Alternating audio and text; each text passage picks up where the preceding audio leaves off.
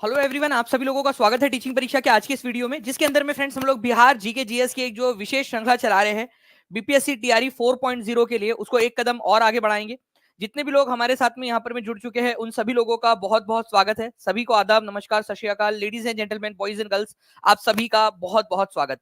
Now friends, आज के इस लेक्चर के अंदर में हम लोग बिहार से रिलेटेड और जो भी आप लोगों के एग्जाम्स के अंदर में क्वेश्चंस पूछे जा सकते हैं वो इंपॉर्टेंट क्वेश्चंस करेंगे। साथ ही साथ फ्रेंड्स मैं आप लोगों को बता दूं कि आप लोगों की जो रैंक बूस्टर सीरीज है, ठीक है, जो एक बहुत ही मोस्ट अवेटेड हम लोग बोल सकते हैं एक सीरीज हमारी जो पेड क्लास में चल रही है, ठीक है, उसको भी आज हम लोग शुरू करने वाले हैं। आज 9 बजे से स्टार्ट होंगी। तो जितने भी पेड स्टूडेंट्स हैं, जितने भी टीआरई 4.0 के पेड स्टूडेंट्स हैं, वो सभी के सभी जो है अलार्म वगैरह लगा लीजिए रात 9 बजे का, क्योंकि आज से जो है फ्रेंड धमाकेदार जो सीरीज होने वाली, जिसमें हम लोग सभी पीवाईक्यूज को एक्सप्लेनेशन के साथ में, ठीक है, जितने भी टीआरई 1 से लेकर अब तक जितने भी आए हैं सब कुछ सॉल्व करने वाले हैं हम लोग, ठीक है, और एक स्ट्रेटेजिक तरीके से करेंगे। ठीक है, तो चलिए हम लोग शुरू करते हैं फ्रेंड्स आज का सेशन। जितने भी बच्चे जिन्होंने सेशन को लाइक कर दिया उन सभी लोगों का बहुत बहुत शुक्रिया। ठीक है, तो ऐसे ही फ्रेंड्स यहाँ पर मैं सेशन को जो है आप लोग बूस्ट करते रहिए, क्योंकि इसी से जो है फ्रेंड्स एनर्जी मिलती है आप लोगों के लिए सेशन लेने की। चलिए पहले क्वेश्चन की तरफ में हम लोग आगे बढ़ते हैं। पहला क्वेश्चन आप लोगों की स्क्रीन के ऊपर में ये रहा। ठीक है, अब देखिए अगर मैं बात करूं यहाँ पर मैं कि what is the length and width of Bihar. आप लोग बिहार के अंदर में जो है फ्रेंड्स सर्विस देने वाले हो, बिहार के अंदर में काम करने वाले हो, बिहार के बारे में जो है पता होना चाहिए। तो आपको बताना है कि बिहार की लेंथ एंड विड्थ कितनी है, north to south and east to west. ठीक है, ये बताइए आप लोग। ठीक है, नॉर्थ से साउथ, पहले नॉर्थ से जो है साउथ बताना है आप लोगों ने। नॉर्थ से साउथ जो है कितनी है, ठीक है, और फिर ठीक है ईस्ट वेस्ट कितनी है बिहार की, ये तो बताइए। अगर हम लोग बात करेंगे फ्रेंड्स यहाँ पर मैं बिहार की, तो बिहार के बारे में मैं आप लोगों को बता दूं कि बिहार का जो नॉर्थ ईस्ट जो आप लोगों का डिस्टेंस बनता है, ठीक है, नॉर्थ ईस्ट वाला डिस्टेंस वो आप लोगों का ज्यादा है एज कंपेयर टू नॉर्थ। जो ईस्ट वेस्ट का जो डिस्टेंस बनता है वो ज्यादा है as compare to north south के। ठीक है, तो ये तो आप लोगों को याद रखना ही था। ठीक है, उसके बाद में जो है फ्रेंड्स कितना ज्यादा है कितना है, तो इसके लिए आप लोग थोड़ा सा ध्यान रखेंगे यहाँ पर में कि जो नॉर्थ साउथ का जो डिस्टेंस है, नॉर्थ से साउथ का जो डिस्टेंस है, ये बनाता है आप लोगों का 345 किलोमीटर का। ठीक है, 345 किलोमीटर का। वही अगर मैं बात करूं आप लोगों से कि साउथ जो है ईस्ट और वेस्ट का डिस्टेंस जो है वो कितना है, तो वो है 483 किलोमीटर का। ठीक है, 483 किलोमीटर। तो इसके अनुसार आंसर क्या हो जाएगा आप लोगों का, आंसर हो जाएगा आपका ऑप्शन नंबर बी। ठीक है, ये याद रखना है आप लोगों ने, option number B is the correct answer. Okay, option number B. तो 445 किलोमीटर है नॉर्थ से साउथ, और ईस्ट वेस्ट जो है वो है 483 किलोमीटर। तो प्लीज इस पर्टिकुलर पॉइंट को आप सभी लोग याद रखिएगा, इंपॉर्टेंट है, एग्जाम के अंदर में कभी भी आप लोगों से पूछा जा सकता है। ठीक है, चलिए नेक्स्ट पॉइंट की तरफ में हम लोग जो है फ्रेंड्स आगे बढ़ते हैं आप लोगों के। ठीक है, और भी बहुत सारे जो पॉइंट्स हैं उसको हम लोग कवर करेंगे। देखिए अगर मैं आप लोगों को यहाँ पर मैं दिखा दूं कि पॉपुलेशन के मामले में जो है बिहार वो 3rd नंबर पे है। ठीक है, और टोटल एरिया कितना है बिहार का, प्लीज एक बार इसको लिख दो आप लोग, क्योंकि ये बीपीएससी के एग्जाम के अंदर में जो है ना आप लोगों का, बीपीएससी कंबाइंड एग्जाम के अंदर में ये नंबर पूछा गया था। ये नंबर लिख सकते हैं आप सभी के सभी लोग, जल्दी से हर कोई बच्चा लिख देगा कितना नंबर है ये, फिर मैं आप लोगों को बोलता हूँ, और एक बार मन में बोल भी देंगे आप लोग, अगर आप उच्चारण कर सकते हो तो उच्चारण भी कर दीजिए ताकि याद हो जाए आप लोगों का। ठीक है, हर कोई बच्चा लिख देगा 94,163 स्क्वायर किलोमीटर, 94,163 स्क्वायर किलोमीटर जो है फ्रेंड्स, ये याद रखना आप लोगों ने, बिहार का एरिया है। और ये राज्य के मामले में अगर हम लोग राज्य की बात करें, ठीक है, स्टेट वाइज, स्टेट के मामले में ये आता है आप लोगों का 12वें नंबर पे। ठीक है, राज्य के मामले में, राज्य के मामले में, और राज्य और यूनियन टेरिटरी मिला दे आप लोग। ठीक है, राज्य और union territory, state plus union territory कर दो आप लोग, तो ये हो जाता है आप लोगों का 13 नंबर पे, क्योंकि लद्दाख इससे बड़ा है। ठीक है, स्टेट एंड यूनियन टेरिटरी कर दोगे आप लोग तो ये आप लोगों का उससे भी बड़ा हो जाएगा। ठीक है, तो ये आप लोगों ने याद रखना था, इंपॉर्टेंट पॉइंट एग्जाम के अंदर में आप लोगों से पूछा जा सकता है। ठीक है, चलिए, तो हम लोगों ने क्या देखा, यहां से इस तरीके का जो डिस्टेंस है आप लोगों का 483 किलोमीटर है। ठीक है, और यहां से इतना जो डिस्टेंस आप लोग देखोगे वो आप लोगों का मिलेगा 300, ठीक है, 45 किलोमीटर का। नाउ अब चलिए इस क्वेश्चन का आंसर हर कोई बच्चा करेगा।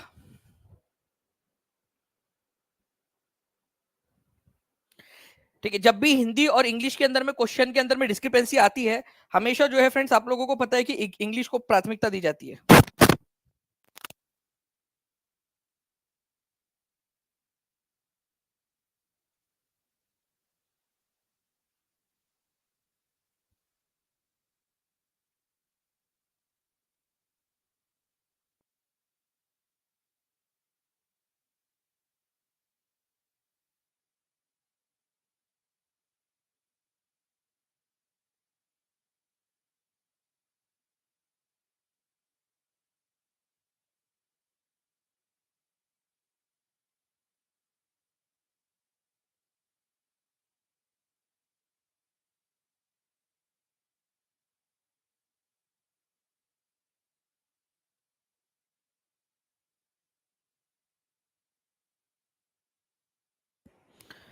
चलिए, तो in terms of area what rank does Bihar hold among Indian states after the reorganisation of Jammu and Kashmir.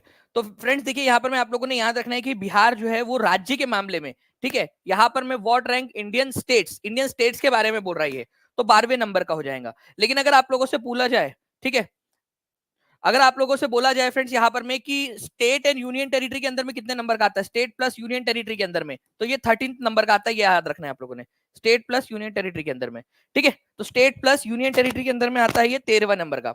तो दोनों ही पॉइंट्स इंपॉर्टेंट है आप लोगों के, प्लीज इस पर्टिकुलर पॉइंट को याद रखिएगा आप सभी लोग। ठीक है, अब हिंदी के अंदर में आप लोग देखोगे कि स्टेट नहीं लिखा है, जानबूझ के यहाँ पर में हम लोगों ने स्टेट नहीं लिखा, क्योंकि मैं आपको बता दूं कि जब भी बात आएंगी आप लोगों की इस तरीके से कि कौन सा वाला माना जाए, तो आप लोगों को हमेशा इंग्लिश को मतलब देनी क्या है, वो एग्जामिनर ही देता है, वो वहां लिखा हुआ ही होता है। ठीक है, ये मैं नहीं बोल रहा आप लोगों को, वैसे देना हिंदी को चाहिए प्राथमिकता, बट क्या करे, जो भी अभी है दुर्भाग्यवश हमारे एग्जाम सिस्टम का पैटर्न ही वही है। आप लोगों ने अभी भी देखा होगा 11 12 के अंदर में एक क्वेश्चन है जहां पर में साफ साफ डिस्क्रिपेंसी है, इंग्लिश वाले को मानकर उन्होंने आंसर की दे दी थी। ठीक है, ओके, चलिए नाउ फ्रेंड्स, इस क्वेश्चन का आंसर तो आप लोगों को हो जाएगा, 12वें नंबर का है। राज्य के मामले में किस तारीख को उड़ीसा बिहार को उड़ीसा किस तारीख को उड़ीसा को बिहार के पृथक प्रांत का दर्जा दिया गया था? किस तारीख को उड़ीसा को, देखो उड़ीसा को अलग कर दिया गया था और उसको एक अलग प्रांत बना दिया गया था बिहार से अलग करके, पहले उसका नाम था बिहार एंड उड़ीसा प्रांत।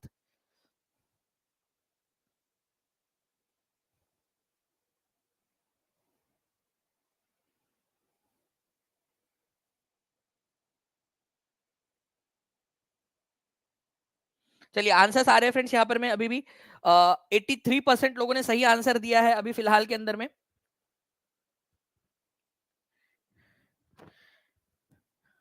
चलिए, तो आंसर जो है फ्रेंड्स यहाँ पर में हो जाएगा आप लोगों का 1 अप्रैल 1936 को अलग हुआ था ये। ठीक है, उससे पहले इसका नाम क्या था, इससे पहले ये इसके पूरे प्रांत का नाम था बिहार एंड उड़ीसा प्रांत, बिहार एंड उड़ीसा।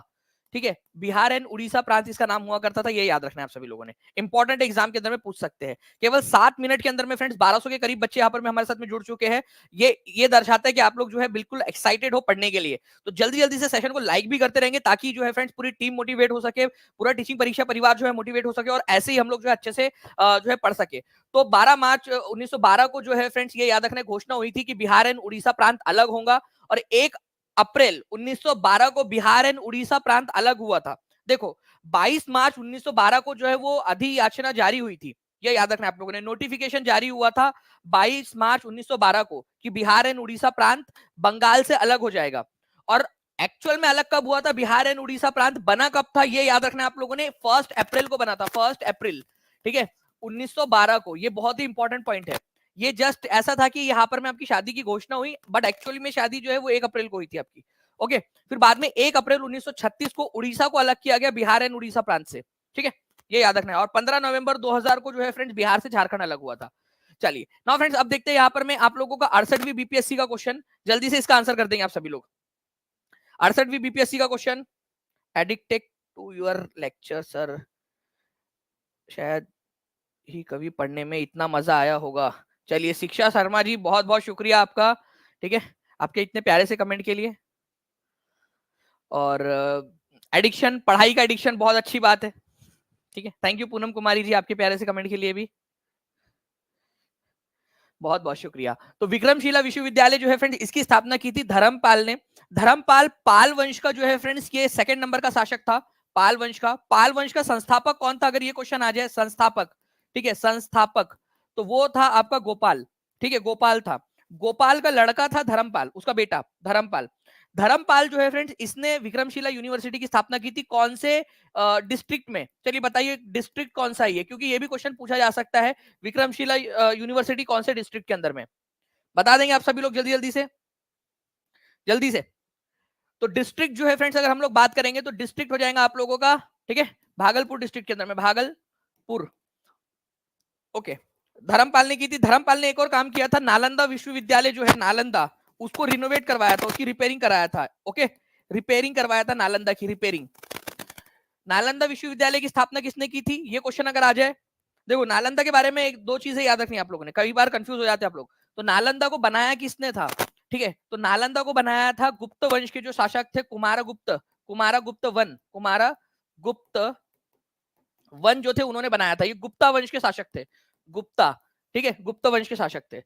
उसके बाद में नालंदा यूनिवर्सिटी की रिपेयरिंग किसने कराई थी? तो रिपेयरिंग याद रखना है आप लोगों ने, रिपेयरिंग करवाई थी फ्रेंड्स आपके, ठीक है, धर्मपाल ने, धर्मपाल ने, धर्मपाल ने उसकी रिपेयरिंग करवाई थी। बस इतनी सी बात है, आप लोगों को याद रखनी है। अगर आप लोगों को जो है फ्रेंड्स ये सेशन पसंद आ रहा है तो जल्दी जल्दी से सेशन को लाइक एंड शेयर भी करते रहेंगे। जो है फ्रेंड्स मैं जैसे देख पा रहा हूँ 944 लाइक्स यहाँ पर में हो चुके हैं। जल्दी से फैला दीजिए सेशन को जहां भी फैला सकते हो ना फ्रेंड्स। समुद्र तट से बिहार की अनुमानित दूरी कितनी है? और ये आप लोगों को बताना चाहूंगा फ्रेंड्स, ठीक है, ये आप लोगों का बिहार सरकार की ऑफिशियल वेबसाइट का डेटा जो है वो आप लोगों को बता रहा हूं मैं, ठीक है। बिहार सरकार की ऑफिशियल वेबसाइट से बनाया गया क्वेश्चन है आपके लिए, ठीक है। दो क्वेश्चंस को मर्ज किया है हमने। एक क्वेश्चन था आपका कि बिहार की समुद्र तट से अनुमानित दूरी कितनी है, जो बिहार सरकार की वेबसाइट पर है, और राज्य की समुद्र तल से औसत ऊंचाई कितनी है, ठीक है, औसत ऊंचाई कितनी है, ये भी क्वेश्चन है आप लोगों का। बताइए इसका आंसर क्या होगा? क्या बात है, 989 लाइक्स हो चुके हैं अभी हमारे, ठीक है। देखिए अगर मैं बात करूं फ्रेंड्स यहाँ पर मैं ऊंचाई कितनी है और अनुमानित दूरी कितनी है, तो अनुमानित दूरी जो है फ्रेंड्स वो है करीब 200 किलोमीटर की, ठीक है, समुद्र तट से, जो सबसे पास का समुद्री तट है, ठीक है आपका। और अगर आपकी ऊंचाई कितनी है समुद्र तल से, समुद्र के स्तर से, ठीक है, ऐसे, क्योंकि क्या होता है ना कि समुद्र का स्तर होता है धीरे धीरे धीरे, जैसे जैसे दूर जाते हैं वैसे थोड़ा बढ़ जाता है वो, ठीक है, दूरी ऊंचाई बढ़ जाती है, ठीक है। तो 173 फीट जो है वो ऊंचा है, तो आंसर इसका हो जाएगा ऑप्शन नंबर बी आपका, ठीक है। अगर आप लोगों को कभी भी लगे कि यार मैं जो है वो समुद्र में कूद के, ये इतना इतना इजी क्वेश्चन जो है वो याद नहीं हुआ अभी तक, सर ने इतना सारे क्वेश्चन करवाए हैं, और जो है अभी तक भी जो है मैंने सेशन को लाइक नहीं किया, ठीक है, अभी तक भी मैंने जो है कमेंट नहीं कर रहा हूँ यहाँ पर, मैं बिल्कुल भी अपना कोई रिस्पांस नहीं दिया। मैं तो समुद्र में कूद के जो है वो समुद्र जल समाधि ले लेना चाहता हूँ या ले लेना चाहती हूँ। तो आपको क्या करना पड़ेगा, 200 किलोमीटर पैदल जाना पड़ेगा, अगर आप सब बिहार के एकदम आखिरी कोने पे हो तब भी, ठीक है, वहां से आपको 200 किलोमीटर जाना पड़ेगा, फिर जाके आप जो है जल समाधि ले लोगे। भगवान मुझे क्षमा करना कि मैंने अब तक सेशन को जो है वो लाइक एंड शेयर नहीं किया करके, ठीक है। तो फिर आपका शायद से पाप धुल जाएगा उस समय में। चलिए, तो आंसर जो है फ्रेंड्स ये याद रखेंगे आप लोग, एवरेज डिस्टेंस और एवरेज हाइट कितनी है, ठीक है। तो अगर मीटर में पूछ लिया जाए तो 53 मीटर जो है वो होता है, फीट में जनरली आपके बिहार सरकार की वेबसाइट के ऊपर में फीट में दिया हुआ है, ठीक है। तो 173 फीट हो जाएगा आप लोगों का, ठीक है। नाउ नाउ फ्रेंड्स देखिए, बिहार दिवस पहली बार बड़े पैमाने पर कौन से साल में मनाया गया था? ये क्वेश्चन तो देखना पड़ेगा यार कि कितने लोग आंसर कर पाते सही से। तौसीफ मिसाबी पूछ रहे कि क्यों हंस रहे हैं सब, और तौसीफ मिसाबी को समझा ही नहीं जोक, ठीक है, उसको वो लेट करने, उनको थोड़ा जब बाद में समझेगा, मान लीजिए कि कल 2 दिन बाद उनको समझा, ठीक है, और वो खाना खा रहे हैं, इमेजिन करो, और वो जोर जोर से हंसने लगे, तो उनके घर वाले सोचेंगे ये क्या हो गया हमारी लड़की को।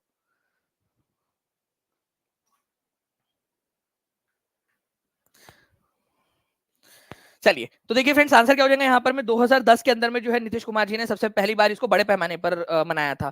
तो आंसर जो है यहाँ पर में होगा आप लोगों का ऑप्शन नंबर डी। केवल 64% लोगों ने सही आंसर दिया है, ठीक है, 64% लोगों ने, कि पहली बार बिहार दिवस 22 मार्च को मनाया गया, तो 22 मार्च को। तो इसको मनाने की शुरुआत कब की गई थी पहली बार बड़े पैमाने के ऊपर में, कि भाई हम हर साल 22 मार्च को जो है ये मनाएंगे बिहार दिवस। तो आंसर हो जाएगा आप लोगों का 2010 में पहली बार इसको मनाया गया था बड़े पैमाने पर, ठीक है। चलिए, तो ये भी आप लोगों का आंसर हो गया। नाउ फ्रेंड्स आप लोगों को बता दूं कि आप लोगों में से जितने भी बच्चे हैं, जितने भी साथी हैं आपके, जितने भी आपके लोग हैं जो एनसीईआरटी पढ़ना चाहते हैं, प्योर एनसीईआरटी, ठीक है, क्योंकि एनसीईआरटी से आप लोगों के एग्जाम में भी प्रश्न आते हैं, तो आप लोग भी आमंत्रित है फ्रेंड्स एसएसटी के जो क्वेश्चन है वो करने के लिए। साथ ही साथ जितने भी आपके साथी है जो सीटेट की प्रिपरेशन कर रहे हैं वो भी आ जाएंगे आज, ठीक है, एसएसटी के जो एग्जाम्स है उसके लिए, ठीक है, क्योंकि जो क्वेश्चंस पूछे जाते हैं प्योरली एनसीईआरटी बेस्ड क्वेश्चंस आप लोगों को मैं करवाने वाला हूँ आज से 5 बजे। नाउ फ्रेंड नेक्स्ट क्वेश्चन देखिए, ये एक इंपॉर्टेंट क्वेश्चन है। What percentage of total geographical area of the state is covered by forest? अब इसके ऊपर मैं बेस में कुछ क्वेश्चंस आपको करवाऊंगा, ठीक है, आप लोग इसका आंसर करिए जल्दी से।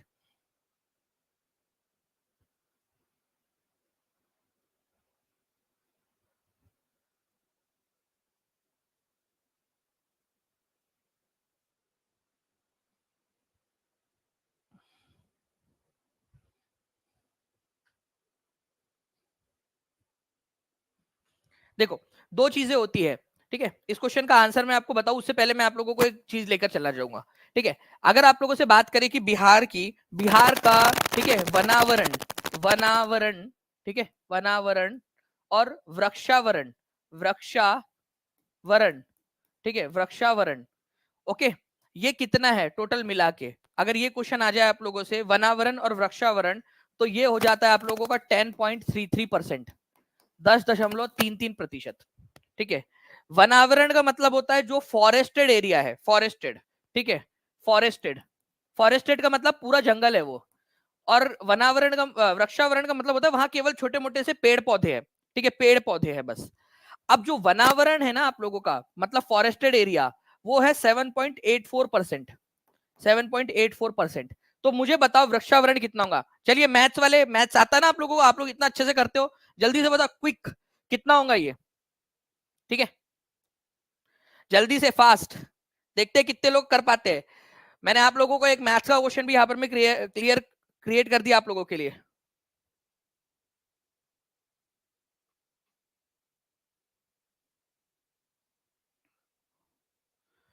ओम सुमन जी, आपका क्वेश्चन गलत है। वो उत्पादन और उत्पादन में क्या अंतर नहीं, उत्पादन और उत्पादकता में क्या अंतर है, ये क्वेश्चन होना चाहिए था आपका।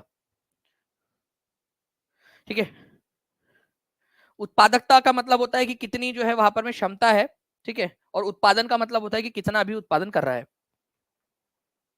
चलिए, तो फ्रेंड्स यहां पर में जो आंसर है आप लोगों का हो जाएगा 2.49%।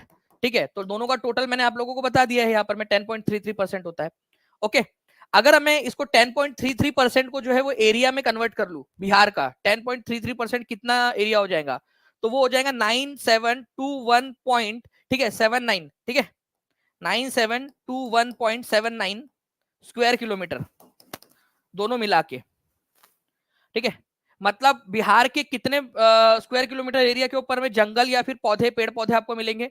तो वो मिलेंगे आप लोगों को जो है फ्रेंड्स 7.84% पूरा फॉरेस्ट है, 2.49% के ऊपर में झाड़ वुड लगे हुए हैं, ठीक है, और इस तरीके से 10.33% हो जाता है दोनों का मिलाकर। तो दोनों का मिलाकर बोलेगा तो क्या आंसर होगा वो मैंने आपको बता दिया। अब चलिए इस क्वेश्चन को देखते हैं आप लोगों से, इस क्वेश्चन में क्या पूछा है, आप लोग आंसर करिए इस क्वेश्चन का जल्दी से।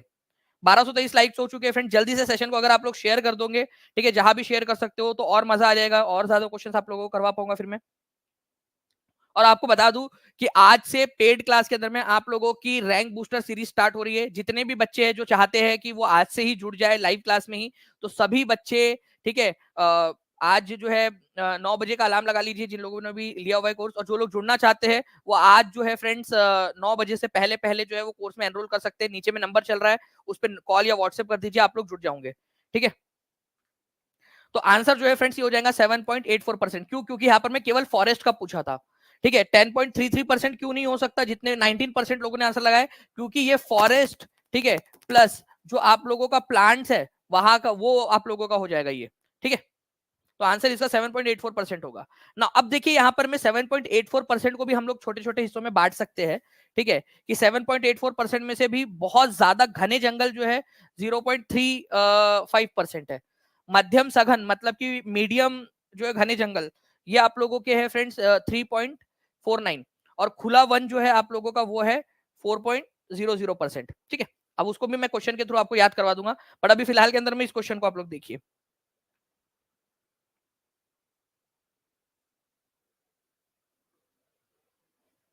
इस क्वेश्चन को देखिए आप सभी लोग जल्दी से बताइए। Forest cover and tree cover जो है आपका, प्लांट का कवर या फॉरेस्ट कवर, दोनों को मिलाकर कितना ज्योग्राफिकल एरिया, ये आपका टफ क्वेश्चन की कैटेगरी में आएगा। ठीक है, अगर आपको आगे बढ़ना है, ठीक है, अच्छे से जो है एग्जाम क्लियर करनी है, तो इस तरीके के क्वेश्चंस करने पड़ेंगे। और जितने भी बच्चे जो चाहते हैं कि ऐसे में क्वेश्चंस आपको करवा दूं सारे के सारे, वो अपना अपना रिस्पांस जरूर देते रहेंगे। चैनल को सब्सक्राइब कर लीजिए ताकि ज्यादा से ज्यादा इस प्रकार के क्वेश्चंस आप लोगों के लिए करवाए जा सके। चलिए, अगर मैं आप लोगों से बात करूं फ्रेंड्स यहाँ पर मैं कि total share of forest cover and tree cover in the total geographical area of the state, ठीक है, तो ये हो जाएगा आप लोगों का, ठीक है, मतलब फॉरेस्ट कवर और ट्री कवर अगर इसको परसेंटेज में मैं गिनूं तो कितना आता है ये 7.84%। मेरे साथ साथ में लिखते जाओ। ट्री कवर कितना हो जाएगा आप लोगों का? ये हो जाएगा 2.49%। ठीक है, इसको प्लस कर दो तो ये हो जाता है 10.33% आप लोगों का टोटल। और ये 10.33% को ही अगर आप एरिया में कन्वर्ट करोगे तो ये आपका आ जाता है इतना। समझ में आ गया क्या? अगर समझ में आ गया तो हाथ ऊपर कर दो जल्दी जल्दी से सभी लोग। हाथ ऊपर कर देंगे जल्दी जल्दी से अगर समझ आ गया तो। ठीक है, ये टफ कंसेप्ट, ये आप लोगों के आगे बढ़ाने वाले कंसेप्ट है, ये आपको सिलेक्शन के साथ में रैंक सुनिश्चित करेंगे, आप लोगों को बहुत आगे बढ़ा देंगे ये क्वेश्चंस। ठीक है, समझ आ गया है तो हाथ ऊपर कर दीजिए। अगर रिवीजन चाहते हो तो भी बता देना कि सर और करवा दीजिए इस तरीके के क्वेश्चन, ताकि याद हो जाए आप लोगों को। ठीक है, तो आंसर इसका हो जाएगा आपको ऑप्शन नंबर ए। ओके, तो राज्य के कुल भौगोलिक क्षेत्रफल का वनावरण और वृक्षावरण जो है आप लोगों का इतना होता है। ठीक है, 9721.79 वर्ग किलोमीटर, जिसको हम लोग 10.33% बोल सकते हैं। बाकी मैंने आप लोगों को यहाँ पर मैं बता दिया इसका। ठीक है, नाउ फ्रेंड्स अब देखिए यहाँ पर मैं ऑफिशियल जो है सोल्जर की जो हुई थी आप लोगों की जीडी, ठीक है, ग्रुप डी आप लोगों का जो पेपर हुआ था, ठीक है, जोधपुर एग्जाम के अंदर में, उसमें क्वेश्चन पूछा गया पटना किस नदी के किनारे पे बसा है। अब देखिए, आप लोग मान लीजिए बाहर के किसी और भी स्टेट में जाते हो मान लो एग्जाम देने के लिए, तो ये इस तरीके के क्वेश्चंस आप लोगों से पूछे जा सकते हैं। बताइए इसका आंसर क्या होगा। कितना सिंपल है भाई, पटना जो है वो गंगा नदी के किनारे पे बसा हुआ है। ठीक है, कितना परसेंट लोगों ने आंसर किया है, 89% लोगों ने आंसर किया। इसका आंसर तो कम से कम 100% होना चाहिए था। ठीक है, 89% लोगों ने आंसर किया, 88 हो गया अभी। ठीक है, तो गंगा नदी के किनारे के ऊपर में बसा हुआ है, ये याद रखना है आप लोगों ने। बिहार के अंदर में सबसे लंबा गंगा नदी का जो स्ट्रेच है वो पटना में ही है, 99 किलोमीटर का। ओके, तो पटना जो है वो गंगा नदी के किनारे के ऊपर में बसा हुआ है, ये याद रखेंगे आप सभी लोग। ओके, गंगा नदी के किनारे के ऊपर में कौन कौन से शहर बसे हुए हैं वो आप लोग इसकी लिस्ट देख सकते हो, इंपॉर्टेंट वाली। ठीक है, इलाहाबाद, वहां पर में गंगा यमुना और सरस्वती का संगम हम लोग मानते हैं। ठीक है, भागलपुर, बक्सर, हरिद्वार, पटना, वाराणसी, कानपुर, ये सब जो है इंपॉर्टेंट सिटीज है आप लोगों की जो गंगा नदी के किनारे पे बसे हुए हैं। ठीक है, नाउ फ्रेंड्स, गौतम बुद्ध ने भारत के किस बौद्ध स्थल पर सबसे पहले धर्म का प्रचार किया था।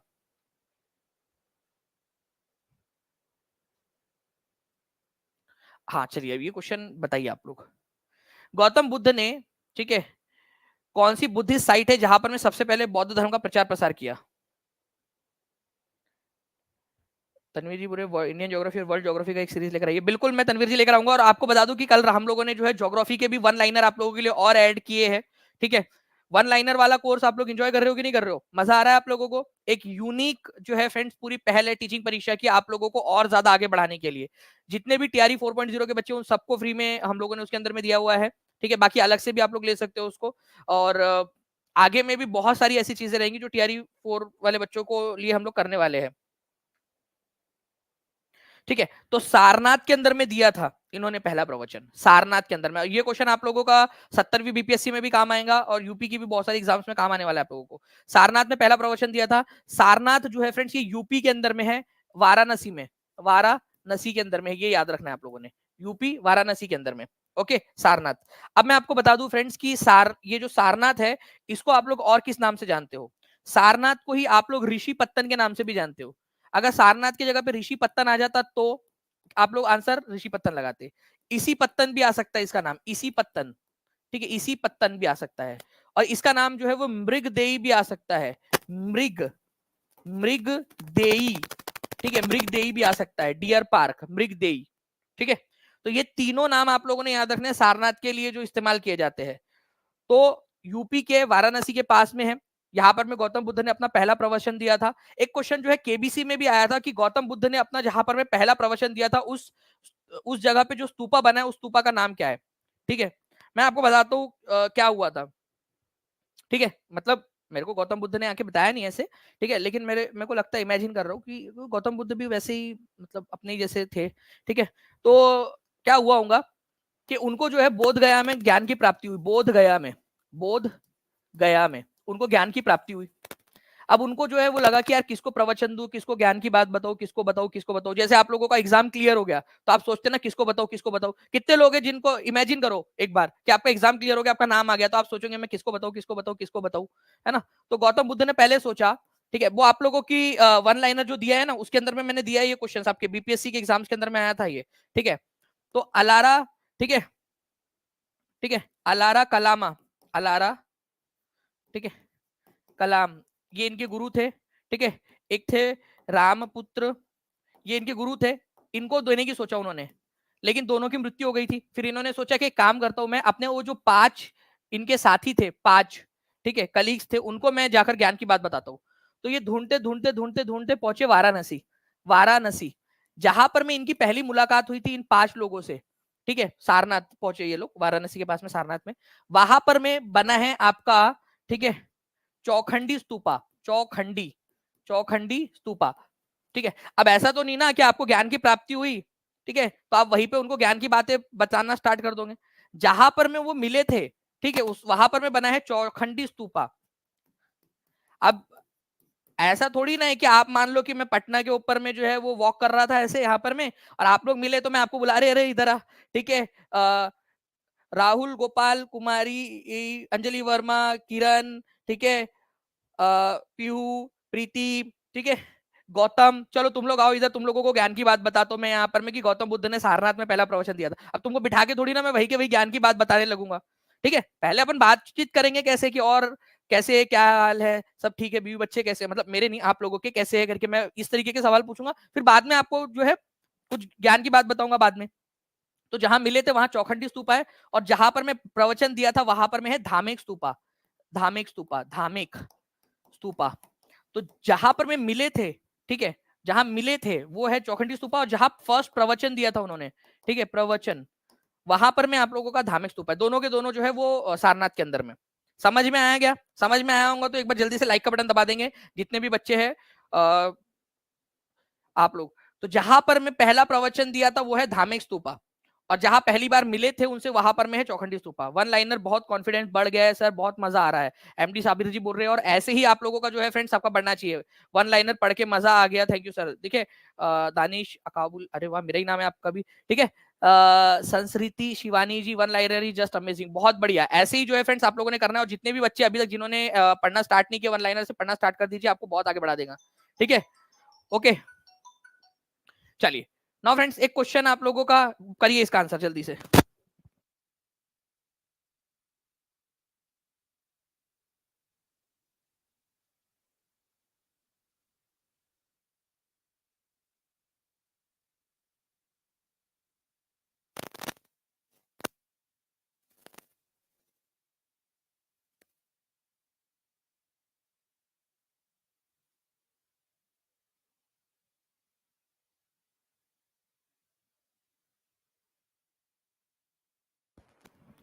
चलिए, तो कौन बनेगा करोड़पति में? Which of these events related to life of Gautam Buddha happened at the place which is present day Nepal?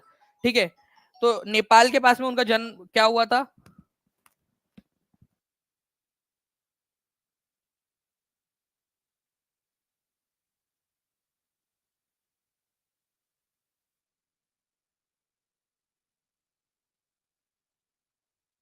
ठीक है, तो देखिए फ्रेंड्स अगर हम लोग बात करें गौतम बुद्ध का जो है फ्रेंड्स नेपाल के पास में क्या है, तो उनका बर्थ प्लेस है, ये याद रखना है आप लोगों ने, बर्थ प्लेस। ठीक है, उसका नाम है लुम्बिनी, लुम्बिनी नाम की जगह है।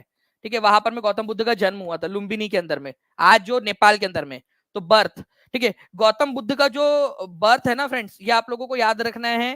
ठीक है, ये दर्शाया जाता है आप लोगों का जो है कमल से, कमल से, हाथी से, ठीक है, इस तरीके से जो है वो दर्शाया जाता है गौतम बुद्ध का जन्म। इवन जो है फ्रेंड्स आप लोगों का बुल या बैल जो है उससे भी दर्शाया जाता है कई बार गौतम बुद्ध का जन्म।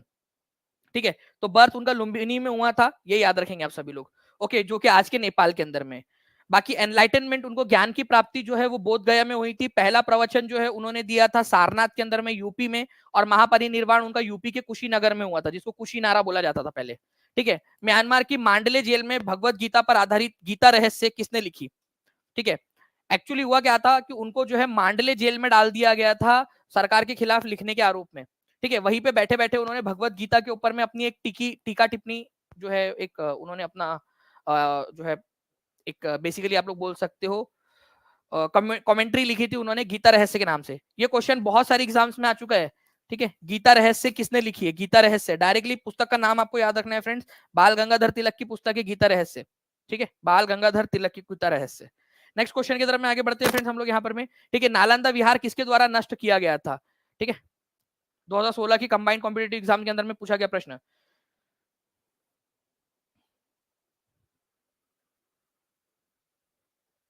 चलिए, जल्दी बताइए यहाँ पर में नालंदा विहार किसके द्वारा नष्ट किया गया था? आज आप लोगों को याद रखना है फ्रेंड्स कि आप लोगों की रैंक बूस्टर सीरीज जो है आज से स्टार्ट हो रही है 9 बजे। हर एक बच्चा जो भी है वो तैयार रहिएगा, और जिन्होंने भी अब तक कोर्स में एनरोल नहीं किया और वो चाहते हैं कि पहले दिन से वो रैंक बूस्टर सीरीज में शामिल हो, तो फ्रेंड्स आज जो नीचे में नंबर चल रहा है उसके ऊपर में कॉल या व्हाट्सएप कर सकते हो, और आज ही के आज ही जुड़ जाइए आप लोग, ताकि फ्रेंड्स आप पहले दिन से ही प्रिपेयर्ड होते रहे अपने लिए। ठीक है, उसमें आप लोगों को वन लाइनर सीरीज, ठीक है, premium e books, test series, सब कुछ आप लोगों को जो है उसके अंदर में फ्री में मिलने वाला है अगर आप कोर्स के अंदर में एनरोल कर लेते हो। ठीक है, बहुत सारी चीजें हैं जो आपको एक ही कोर्स के अंदर में मिल जाती है। ठीक है, ओके, तो आंसर जो है फ्रेंड्स हो जाएगा बख्तियार खिलजी। ठीक है, Bakhtiyar Khilji, A is the correct answer. Bakhtiyar Khilji ने जो है फ्रेंड्स सन 1200 के अंदर में इसको नष्ट कर दिया था। ठीक है, ये जो है फ्रेंड्स बख्तियार खिलजी जो है आप लोगों को याद रखना है कि कुतुबुद्दीन ऐबक का सेनापति हुआ करता था, और बिहार का प्रथम विजेता, ठीक है, इसी को माना जाता है प्रथम मुस्लिम विजेता, बख्तियार मोहम्मद बिन बख्तियार खिलजी को माना जाता है पहला मुस्लिम विजेता। ठीक है, और इसके अलावा जो है फ्रेंड्स मैं आप लोगों को बता दूं कि जो नालंदा जो यूनिवर्सिटी है उसको आप लोगों का यूनेस्को वर्ल्ड हेरिटेज साइट में भी शामिल किया गया है। साथ ही साथ जो बख्तियार खिलजी है, ठीक है, बिहार के अंदर में इसने बहुत तोड़फोड़ मचाई थी। नालंदा यूनिवर्सिटी, ठीक है, विक्रमशिला यूनिवर्सिटी, सोमपुरी मठ, इसको तोड़ दिया था उसने, लेकिन आखिरकार मरा भी है बिहार के अंदर में ही, और बिहार के अंदर में इसकी कब्र है। इसका इसका मकबरा कहाँ पर में है बता सकते हो आप लोग? मोहम्मद बिन बख्तियार खिलजी का मकबरा कहाँ पर में है? तो मोहम्मद बिन बख्तियार खिलजी का मकबरा जो है फ्रेंड्स आप लोगों को मिलेगा बिहार शरीफ के अंदर में। ठीक है, ओके, तो पहला मुस्लिम विजेता जिसने बिहार को जीता था वो था बख्तियार खिलजी। ये क्वेश्चन आ चुका है एग्जाम के अंदर में, इसी वजह से आप लोगों को कराया मैंने। ठीक है, चलिए, तो ये एक इंपॉर्टेंट क्वेश्चन है, इसको याद रखिएगा आप सभी लोग। बाकी जो है फ्रेंड्स हम लोग मिलते हैं हमारे नेक्स्ट लेक्चर के अंदर में। ओके, तब तक मैं आप लोगों को एक क्वेश्चन दे रहा हूं, जितने भी बच्चे हैं जिन्होंने जिन्होंने वन लाइनर सीरीज पढ़ना स्टार्ट कर दिया होगा, ठीक है, वो इस क्वेश्चन का आंसर करने की कोशिश करेंगे। ठीक है, जो भी मैं क्वेश्चन आप लोगों को दे रहा हूँ, ठीक है, क्योंकि वन लाइनर सीरीज के अंदर मैं आप लोगों के लिए ये डाल दिया है, हिमालय की निम्नलिखित में से किस उप श्रेणी में बाल्टोरो ग्लेशियर स्थित है? ठीक है, बाल्टोरो ग्लेशियर, ये आप लोगों का फ्रेंड्स जो बीपीएससी टीआरई है, बीपीएससी टीआरई 3.0 जो कैंसिल हो गई थी उसके अंदर में ये क्वेश्चन आया था। ठीक है, कैंसिल हो गई थी आप लोगों की 15 मार्च को। ठीक है, उसके अंदर में ये क्वेश्चन आया था आप लोगों का। ओके, और ये क्वेश्चन आप लोगों को आप लोगों की वन लाइनर सीरीज के अंदर में भी दिया हुआ है। ओके, कहां पर में मिलेगा आप लोगों को? ये एप्लीकेशन के ऊपर में है, जितने भी टीआरई 4.0 के बच्चे उन सबके लिए फ्री है, बाकी बच्चे जो है 199 रुपीज में उसको अलग से भी परचेस कर सकते हैं। बाकी कोर्स लेने में ज्यादा फायदा है, क्योंकि वो आपको बहुत सारी और भी चीजें उसमें मिल जाती है। ओके, ये क्वेश्चन का आंसर आप लोग कर देंगे, ठीक है, जितने भी बच्चे हैं। चलिए, एक क्वेश्चन और देता हूं मैं आप लोगों को, वो उस क्वेश्चन का आंसर भी आप लोग कर दोगे ऐसी मैं उम्मीद करता हूं आप लोगों से। ठीक है, तो ये क्वेश्चन का आंसर आप लोग कर दोगे। एक क्वेश्चन ये है कि 1881 में केसरी नामक अखबार जो है किसने निकाला था? अब देखो, एक क्वेश्चन ये बन जाता है कि जो डी ट्रिपल एस बी में आया था कि केसरी नामक अखबार कब निकाला गया था। ये question D triple S B में आया था, डी ट्रिपल एस बी के अंदर में। ठीक है, की स्थापना किसने की थी, ये क्वेश्चन का आंसर आप लोग बता देंगे, आप लोगों के एग्जाम के अंदर में भी पूछा गया था ये क्वेश्चन केसरी। ठीक है, तो इस तरीके से जो है फ्रेंड्स ये सब क्वेश्चंस आप लोगों के वन लाइनर के अंदर में एकदम स्पीड में आप लोगों की रिवीजन हो जाती है वहां पर में। ओके, तो सेशन को लाइक एंड शेयर जरूर करते रहिए आप सभी लोग। बाकी मिलते हैं हमारे नेक्स्ट लेक्चर के अंदर में। आज 5 बजे भी बहुत इंपॉर्टेंट सेशन है, उसमें भी आप लोग जरूर जुड़िएगा। ठीक है, तो मिलते हैं 5 बजे वाले सेशन में। तब तक के लिए thank you very much, take care and bye, God bless you all. Thank you friends, bye, thank you. अभी कुलदीप सर की क्लास है, आप लोग उसको ज्वाइन कर सकते हो।